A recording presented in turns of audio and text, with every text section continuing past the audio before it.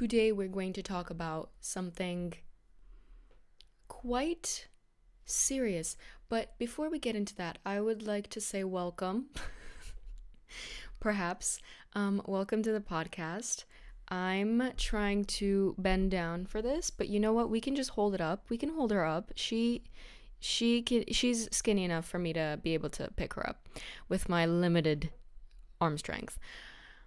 Welcome back, or welcome to this podcast.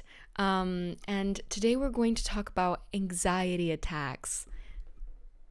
Because apparently I didn't think that I suffered with this specifically. I was like, yeah, there's a lot of things going on, but anxiety attacks, I've never had one. I'm lucky enough to say that I've never had an anxiety attack until this year.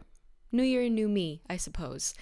Because this year I experienced some of the most heinous attacks to me, because I can't compare myself to other people because I'm sure somebody has had worse. But considering that I've almost never had something like that or never struggled with something like that before, like I've struggled with anxiety and stress and, irrational thoughts and overthinking, but it never got to the point where I was like paralyzed or like physically, incapable of doing things or feeling like I'm going to die or my body's going to give out on me. So definitely a topic that I want to talk about because it's something that a lot of people experience and I haven't really figured it out yet. And it's like, I can't say like, oh, I'm never going to have one again because I probably will. This is going to be mostly about like how I try to cope, things that have helped and what doesn't help. I definitely want to get into that because I've found a lot of things that do not help.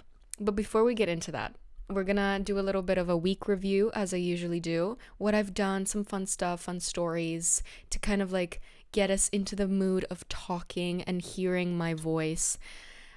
Look at all these beautiful decorations. I bought this little tree light lamp thing, this little car with presents on top, and this candle. I went to the TK Maxx. In America, it's TJ Maxx. I don't understand why they changed the name, but we're not going to talk about that. I went to TK Maxx and I saw this candle, apple honey butter. So delicious. My room smells like apple pie. And I've never been so happy because candles are that one thing that I just need during the December Christmas period. For them to make me feel like, for it to even feel like Christmas, I need candles. And I need candles that smell either like vanilla, which I have 2 vanilla candles on, or a candle that smells like apples or some kind of pastry or cookie or sweet, because I love the sweet synthetic smell of a candle. I usually buy Yankee candles, but since I'm a student and Yankee candles cost like 20 euros per candle, I've decided to ask for it for Christmas or something. I don't need a candle right now. That's not like, I need food and I need shelter. I don't think candles. Well, no, we're not going to think about it. I also got this tree from Douglas. It's a little fluffy tree. It's so cute. It was impulse buy, I'm not gonna lie. My friend owed me money, so she was like, you know what, pick anything you want, because we were in the center. She was like, pick anything you want for that amount of money and I'll buy it for you. And guess what was exactly the same amount as the money she owed me? This bad boy. So I decided to spend that money on her. I don't know what this is. We're not gonna look at it. So cute. So I hope you're feeling the Christmas vibe. I've been trying new things with the setup. Last time it was on my bed and I didn't like it. It didn't feel good. Also, the lighting is better here. Not amazing because like it's coming from here instead of in front of my face, but I don't really think you care. You're here for the podcast, and that was originally an audio form. So the visual episodes don't have to be production. They might be one day. I hope, but they won't be today. I'm literally, there's books underneath you. I'm sorry, but you're standing on books, and the only thing holding you up is a Chupa Chups box. So I need to get a phone stand. A phone stand will solve fucking, it will create world peace if I got a phone stand. The amount of stress and like maneuvering I've had to do because I need my phone to be in a certain angle. So 10 books, 5 candles. I don't know what the amount of things that I've placed underneath my phone. There's a tissue box here. So there's a tissue box, my agenda, my diary, and 2 reading books. Just in case you wanted to know. What happened to me this week? What did I do this week? More like, I watched Bones and All, the new Timothée Chalamet movie. Unpopular opinion, I don't really find Timothée Chalamet attractive. So it wasn't that I went to this movie only because Timothée Chalamet is hot. Because I disagree a bit. Like, he's cute, but I wouldn't watch a movie just because he's cute. I just think he's a good actor. So I decided to go to this movie. And it was like, it left me, like, I left the theater thinking, I don't know what to think. I still don't know what to think, to be honest. I liked the movie, for sure. I definitely liked the movie because I was very into it the entire time, and I would not be into a movie if I didn't like it. It was disturbing. That was kind of the point, hint, hint. It was disturbing, and the ending was like, so I like when they catch me off guard with an ending. Overall, it was a good movie, but there's just something missing, and I don't know what it was, but there was something missing, and it really bugged me. It felt like something was unfinished. I don't know what it was, but it just felt like something was unfinished. Maybe that was the emotion. If I give them the benefit of the doubt, it was probably what they wanted to do, leave you uncomfortable and like you feel like it's unfinished, unsatisfied, something like that, metaphorical, but also like it could really just be it being unfinished. So I don't know how much of a credit I would give to them for that. We shall see what other people say about it. Maybe I'm wrong. Sometimes when I read reviews, I'm like, you know what, you're right and I'm wrong, but maybe that's just me being a sheep. I don't want to think about that though. I want to think that I have independent thoughts outside of other people's opinions on the internet. But sometimes I gotta admit, like, I think something and then I look at the comments and I'm like, actually, I'm wrong. But maybe that's just because I'm an open-minded person. I'm just gonna say that and make myself feel better. I also watched Amsterdam with Margot Robbie, Christian Bale, Denzel Washington's son. I'm so sorry, I don't know his name. It was funny. Margot Robbie looked stunning, and I really liked that it was based on a true story, or at least mostly based on a true story. I like those types of movies, historical types of movies, especially during wars and everything like that. I used to not like them. My dad used to love those movies, like war movies and stuff like that, and I used to be like, you do you, but I don't enjoy it. It was always boring to me for some reason. But now that I watch like war movies, I know why people like them. It really depends on the movie, obviously. But I watched All Quiet on the Western Front or something on Netflix. That was good. It was a World War I movie. Very good movie. I highly recommend. I was watching it in English dubs, and I didn't know it was dubbed. So I was watching and I was like, these people's mouths are moving really weird for what they're saying. And then I realized, I looked at the settings and I was like, oh, it's a German movie. These people are speaking German, and then it's dubbed. It was very well dubbed. So I'm not gonna lie, like, Netflix was putting that work in dubbing this. I managed this weekend to spend a day with my parents. I've missed my parents incredibly, because I'm still a child. I'm 18 and I just, got out of my shell into uni. So I'm not incredibly used to being away from my parents for a very extended period of time, or when I'm distressed, and I need my mommy sometimes. So I don't really care what you think about that, but I need my mommy and I need my daddy, and that's the gist of it. So I saw them this Monday. It's Thursday right now. And I slept over in my room for the first time in like 2 months since I moved out. I slept in my old room, and it was a very nice experience, except for the fact that I ate an entire chocolate bar thing, and that really did not go well with me and my body. My body did not like that. My stomach felt like I was going to burst. I genuinely was like, this is it. Like, this is how I die. I was so embarrassed. I was like, I'm gonna die, and somebody's gonna find me, and they're gonna be like, how did she die? Like, is she okay? And then they're like, she ate a chocolate bar and she died. That's gonna be on my gravestone.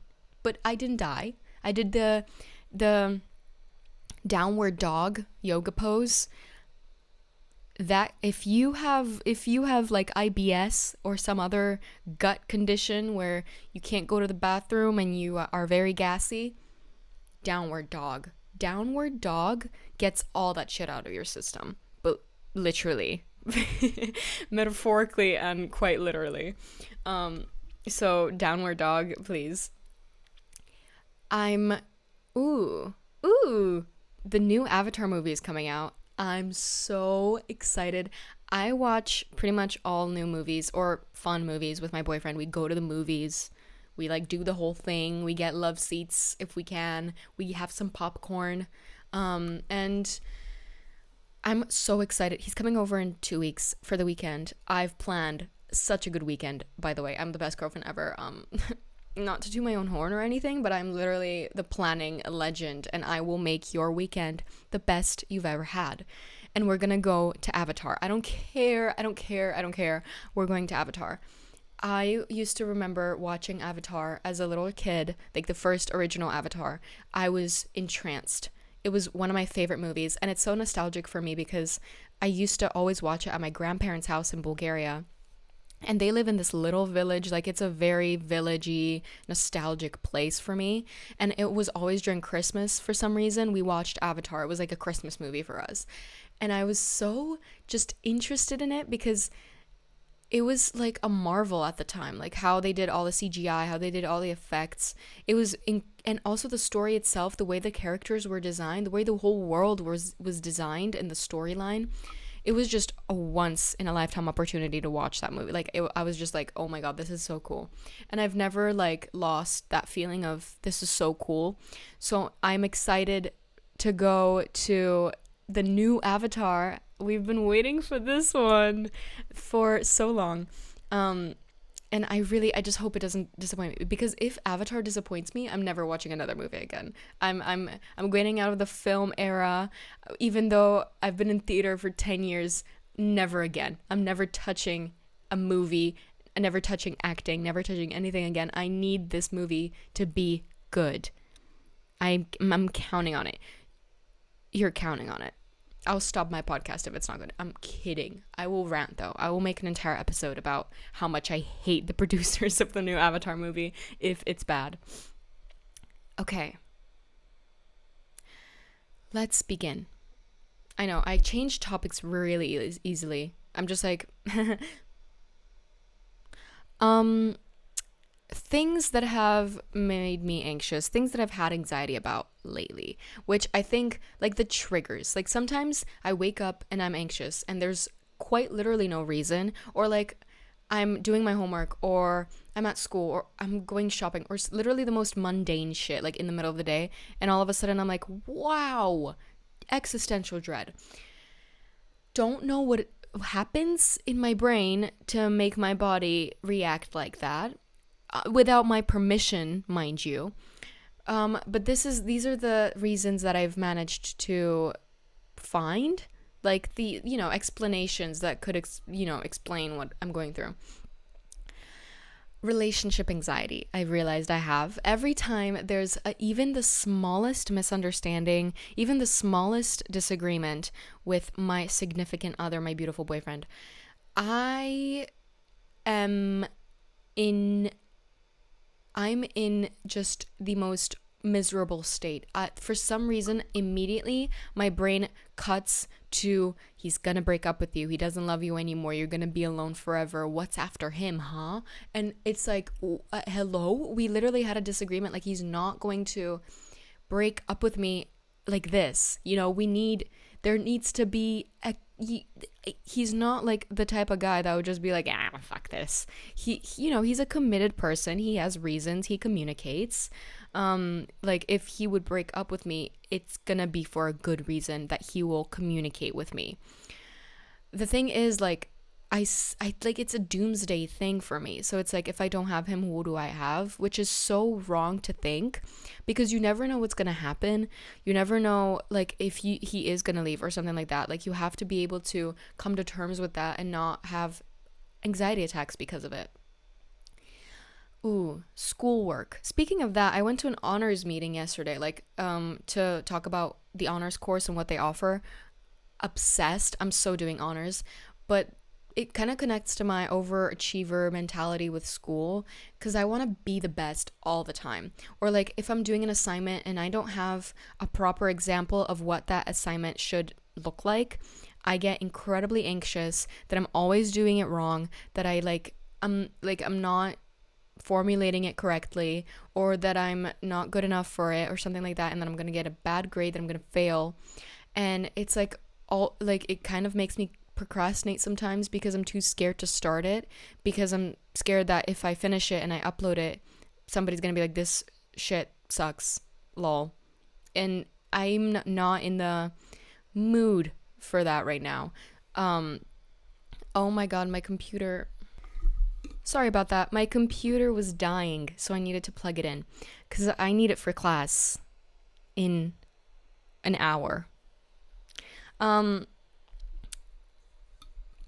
My future is also a concerning topic for me, because I think anxiety is just like fear of the future. Not always, but it's, basically you're thinking about the future, you're unsure about the future, and you're like, I want to die. And then you have an anxiety attack. My thing is like, will I get a good career? Will I be happy? Like, am I going to be fulfilled? Like, those types of big questions that you obviously can't answer on your own. You're just going to have to wait and see. But for some reason, I'm just like, oh my God, like, I need to figure out a career choice. I need to have a good career. I need to have a career that pays well, makes me happy. And it's like, girl, don't, like, you can't control that. Like, you try your best, study, focus on your studies, and you'll figure something out. Like, you can jump from career to career. It's not like you have one career to choose from. So career, future, school, and BF are the main parts of anxiety-inducing subjects. Let's talk a little bit about my anxiety attacks, because I think everybody is different. Like, everybody experiences anxiety differently. Everybody experiences anxiety for different reasons, and similarly, anxiety attacks are different for everybody. So please don't compare yourself to me, because you are valid, and everything that you're going through is valid. You don't have to have like crazy anxiety attacks to have anxiety. Like, anxiety is anxiety. Like, we all suffer. What I feel is, and I think it's good to write these things down so that you can kind of remember them and be like, oh, I'm currently experiencing an anxiety attack because of these symptoms that I know of. Let me try to make myself feel better, or let me try to do what I know will help, or don't do what I know won't help. My heart starts racing, like beating out of my chest type racing. Like, I feel like it's gonna stop at any moment. I'm like, oh, this is it, heart attack, and I die. Like, hypochondriac in me is not excited about it. I feel like almost paralyzed. And what I mean by that is, like, for example, the last time I had an anxiety attack, I was trying to do my homework, because I had a lot of work planned to do for that day, and it was homework for the next day. So it's not like I could have been like, we'll take a rest day. So I was trying to do my homework, and there were like 2 different problems that I had to deal with at that time. 2 different problems outside of the work. And I was like typing, and I just could not could not do anything. I couldn't get myself to do anything. Couldn't stand up. I couldn't type. I couldn't think. Like, I was fully paralyzed with fear. I felt like somebody was like hunting me, and I had to like fight or flight it. Just complete paralysis. I was just like, imagine I was on this desk too. So I was just like, well, I wasn't smiling. Not smiling at all.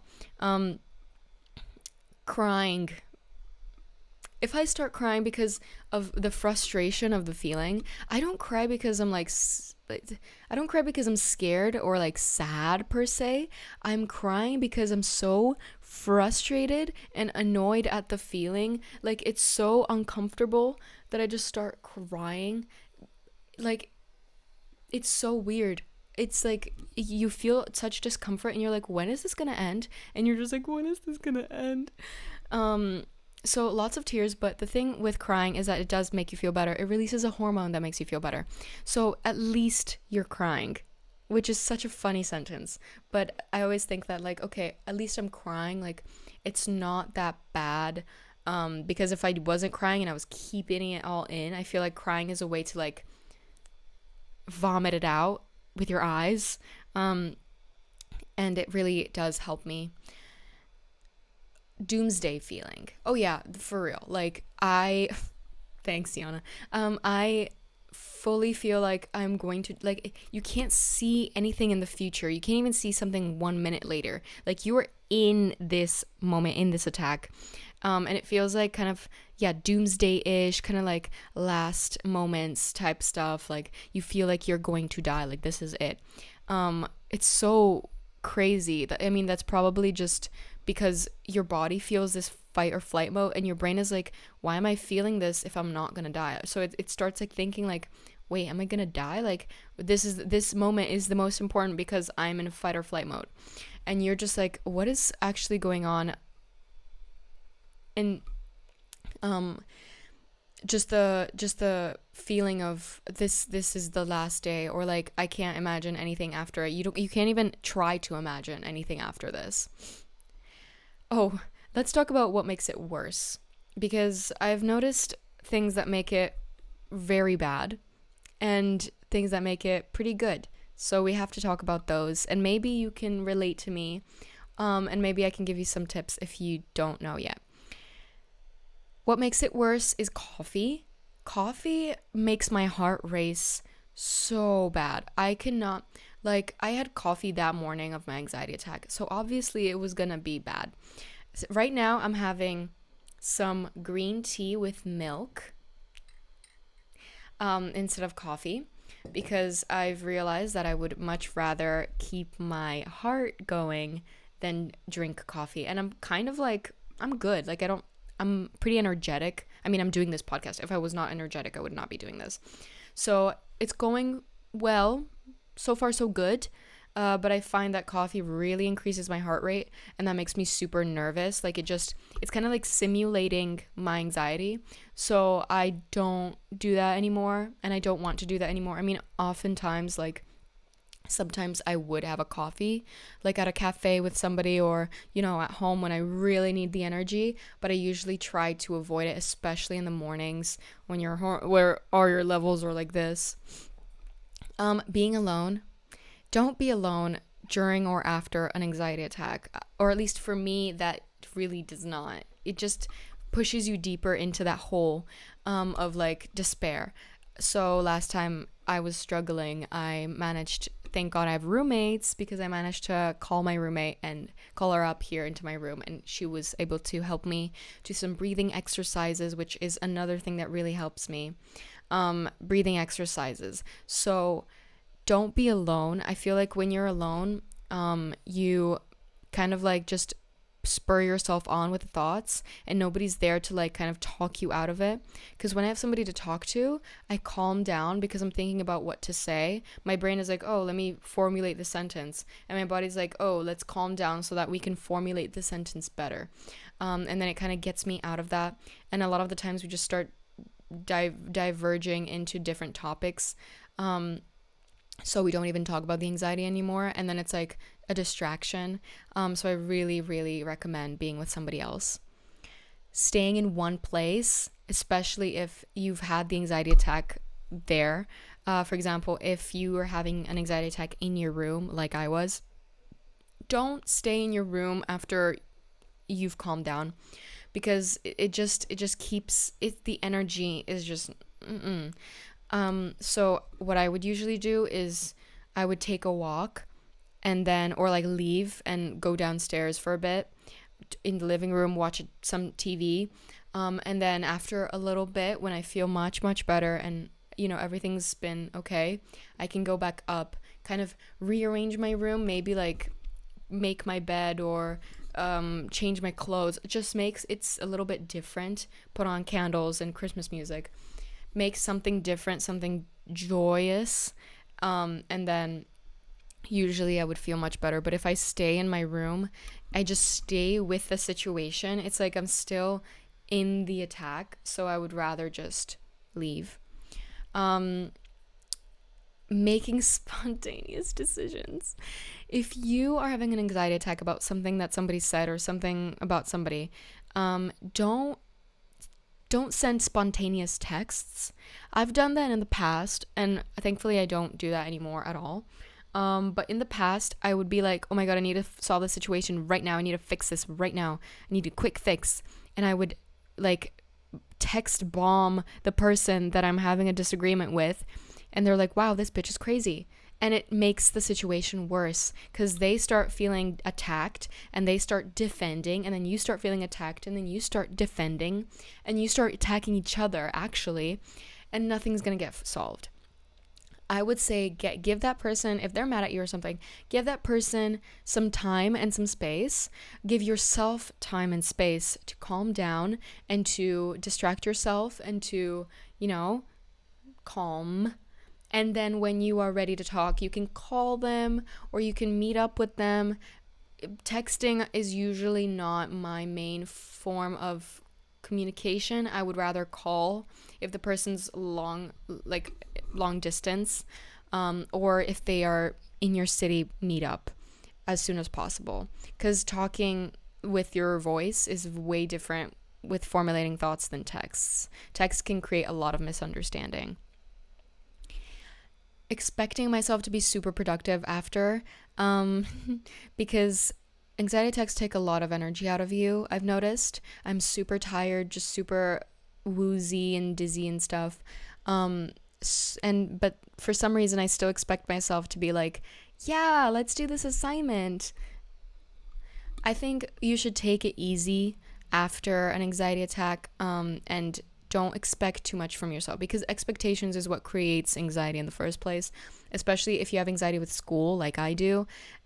Putting pressure on yourself because of school or to do schoolwork, it's not going to help your anxiety. So just tell yourself, hey, whatever I can do is good enough, and if anything, I can always contact my teachers and tell them that I'm struggling and that I need an extension, and they can either understand, or you can ask somebody to help you with your project to finish it on time. Whatever it is, I promise, don't push yourself, because that's not going to fix anything, because that's not going to make you more productive. It's going to actually make you less productive because of the stress you're putting on yourself. And I want to talk about as well things that have helped me. I've mentioned them before, while I'm talking about the things that haven't, but there's a bit more things that I would like to mention. Journaling for sure. Putting your thoughts on paper feels like you're just purging them out of your mind. It feels like you're just like taking them out of here and putting them on paper, and then your mind is clearer. At least that's what I do journaling for. I think journaling is a great way to organize your thoughts, organize your feelings, and kind of like understand yourself and understand your thought process, and like actually look at it. And sometimes when you're having like irrational thoughts, the way anxiety goes, you can see that from an outsider perspective and be like, that is not a rational thought. And then you calm down and you feel better. Watching a funny TV show or comedy special. Yesterday I was feeling kind of like, during the night I kind of always feel a little bit, sad, like at nighttime after dinner. So I always watch a comedy special, a funny show, something lighthearted, Christmas music even, if I want to listen to something. And that Disney movie, something nostalgic, something that reminds me of childhood, something that is not serious, usually helps make me feel better and distract me, because sometimes I try to distract myself with like YouTube videos, but the YouTube videos I watch are like in-depth criticisms of certain things, and I'm just like, I don't need that right now. I don't need to see how bad the world is. So I just opt for more staged, funny shows and movies. Calling my mom or my friend, or talking to a dad, a friend, or talking to my dad, not just any dad. Talking to my dad it's definitely helpful in many instances, because this man does not take anything seriously. Well, he's very weird. Like, he doesn't take anything seriously, but he takes a lot of things seriously. It really depends on the situation, but if you're having anxiety and you're talking to him about it, he's like, man, fuck that shit. Like, he's super chill about things, and I feel like talking to my dad balances it out.